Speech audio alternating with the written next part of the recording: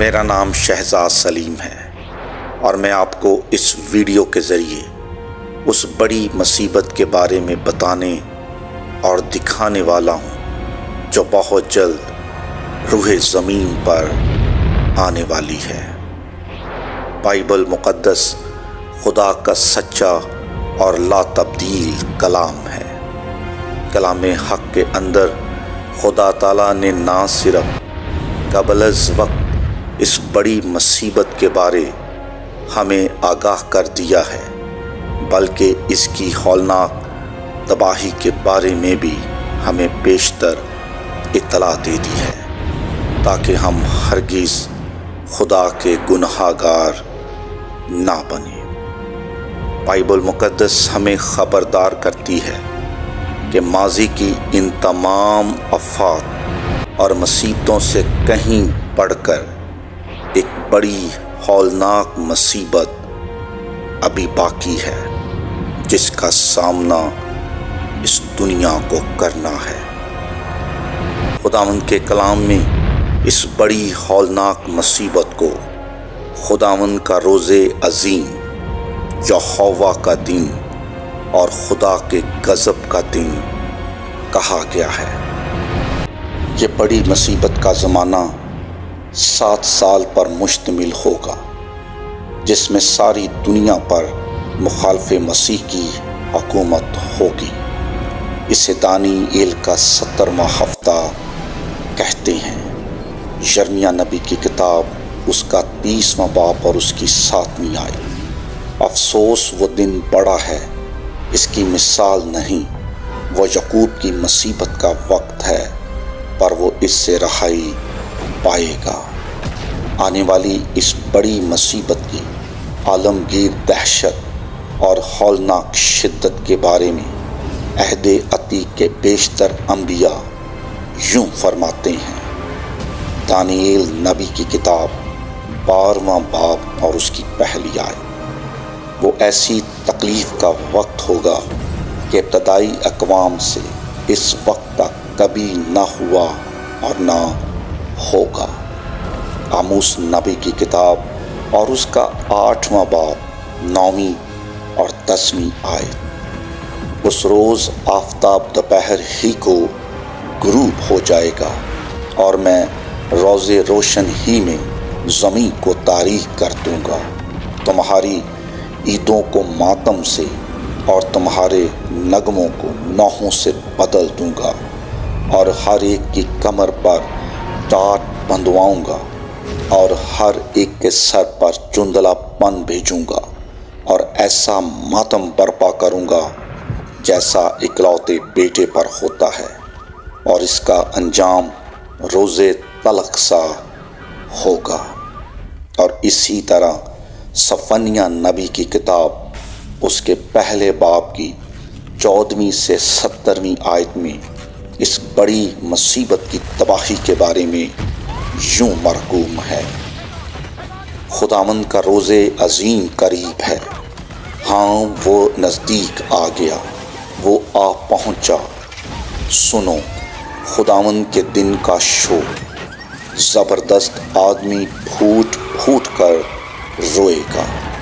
وہ دن قہر کا دن ہے، دکھ اور رنج کا دن، ویرانی اور خرابی کا دن، تاریکی کا دن، تاریکی اور اداسی کا دن، ابر اور تیرگی کا دن، حسین شہروں اور اونچے برجوں کے خلاف نرسنگے اور جنگی للکار کا دن۔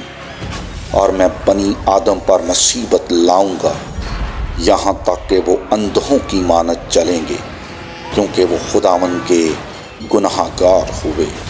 ان کا خون دھول کی طرح گرایا جائے گا، اور ان کا گوشت نجاست کی مانند۔ شاگردوں کے پوچھنے پر خداوند یسوع المسیح نے اس بڑی مصیبت کے بارے میں متی کی انجیل اور اس کے 24ویں باب کی 21ویں آیت میں یوں فرمایا۔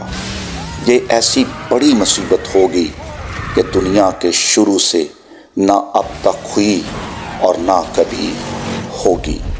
یہ بڑی مصیبت تباہی عالمگیر ہوگی اور پوری دنیا اس کی لپیٹ میں آ جائے گی۔ زمین کے ایک کونے سے دوسرے کونے تک غضب الہی، آفات ارضی اور آفات آسمانی کی صورت میں انسانوں پر نازل ہوگا۔ شاگردوں کے پوچھنے پر خداوند یسوع المسیح نے اس بڑی مصیبت کے بارے میں یوں فرمایا، اور فوراً ان دنوں کی مصیبت کے بعد سورج تاریک ہو جائے گا اور چاند اپنی روشنی نہ دے گا اور ستارے آسمان سے گریں گے اور آسمانوں کی قوتیں ہلائی جائیں گی۔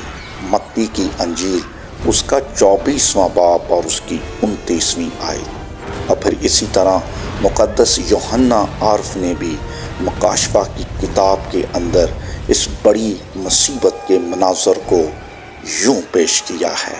مکاشفہ کی کتاب 6واں باب اور اس کی 12ویں سے 15ویں آیت۔ پھر میں نے دیکھا کہ ایک بڑا بھونچال آیا اور سورج کمل کی مانند کالا اور سارا چاند خون سا ہو گیا اور آسمان کے ستارے اس طرح زمین پر گر پڑے جس طرح زور کی آندھی سے ہل کر انجیر کے درخت میں سے کچے پھل گر پڑتے ہیں، اور آسمان اس طرح سرک گیا جس طرح مکتوب لپٹنے سے سرک جاتا ہے، اور ہر ایک پہاڑ اور ٹاپو اپنی جگہ سے ٹل گیا، اور زمین کے بادشاہ اور امیر اور فوجی سردار اور مالدار اور زوراور اور تمام غلام اور آزاد پہاڑوں کے غاروں اور چٹانوں میں جا چھپے، اور پہاڑوں اور چٹانوں سے کہنے لگے کہ ہم پر گر پڑو اور ہمیں برے کے غضب سے چھپا لو، کیونکہ اس کے غضب کا روز عظیم آ پہنچا، اب کون ٹھہر سکتا ہے۔ پھر اسی طرح مکاشفہ 16واں باب اور اس کی 18ویں سے 21ویں آیت۔ پھر بجلیاں اور آوازیں اور گرجیں پیدا ہوئیں، اور ایک ایسا بڑا اور سخت بھونچال آیا کہ جب سے انسان زمین پر پیدا ہوئے ایسا بڑا بھونچال کبھی نہ آیا تھا، اور ہر ایک ٹاپو اپنی جگہ سے ٹل گیا اور پہاڑوں کا پتہ نہ لگا، اور آسمان سے آدمیوں پر من بھر کے بڑے بڑے اولے گرے، اور یہ آفت نہایت سخت تھی۔ اور اسی طرح مکاشفہ 8واں باب اور اس کی 7ویں سے 11ویں آیت کے اندر اس بڑی مصیبت کی ہیبت ناک تباہی کے بارے میں یوں لکھا ہے، آسمان سے خون ملے ہوئے اولے اور آگ پیدا ہوئی اور زمین پر ڈال دی گئی، اور تہائی زمین جل گئی اور تہائی درخت جل گئے اور تمام ہری گھاس جل گئی۔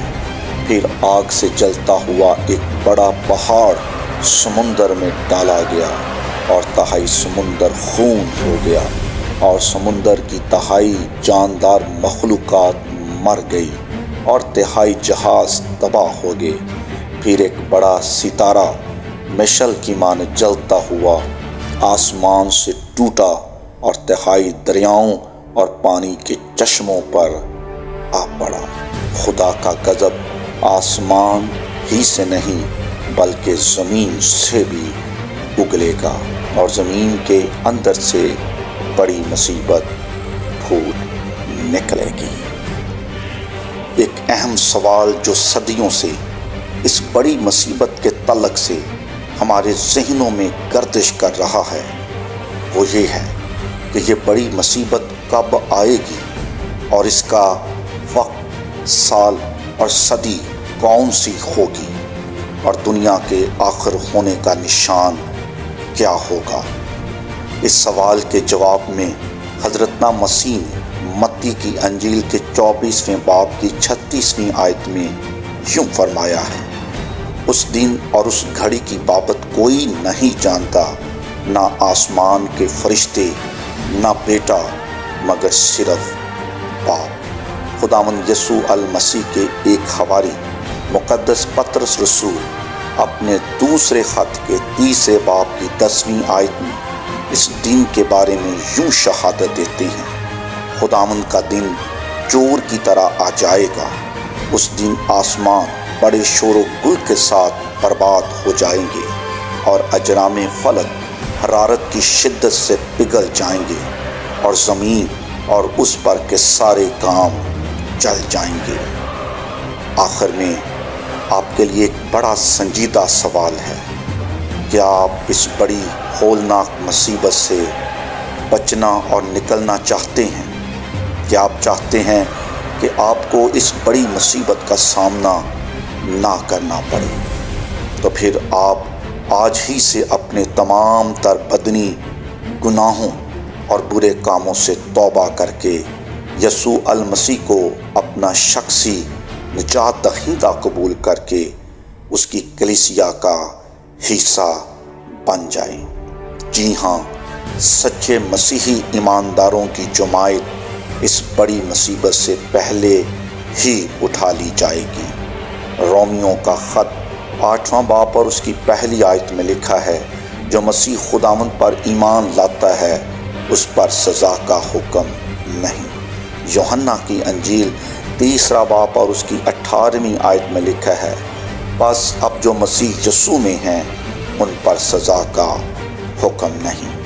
खुदा ताला ने 7000 साला मंसूबा में ये तय कर रखा है कि कलीसिया इस बड़ी मुसीबत में से नहीं गुजरेगी, बल्कि ये मुसीबत शुरू होने से पहले ही निकाल ली जाएगी।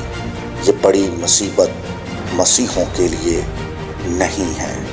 आए, आज हमारे पास मौका है कि इस बड़ी मुसीबत से बचने के लिए खुदावंद यीशु अलमसीह को अपना शख्सी निजात दहिंदा कबूल करके उसकी कलीसिया का हिस्सा बन जाएं। खुदावंद आपको इस कलाम और इस वीडियो के वसीले से सच्ची तौबा करने का भारी फजल अता करे। आमीन।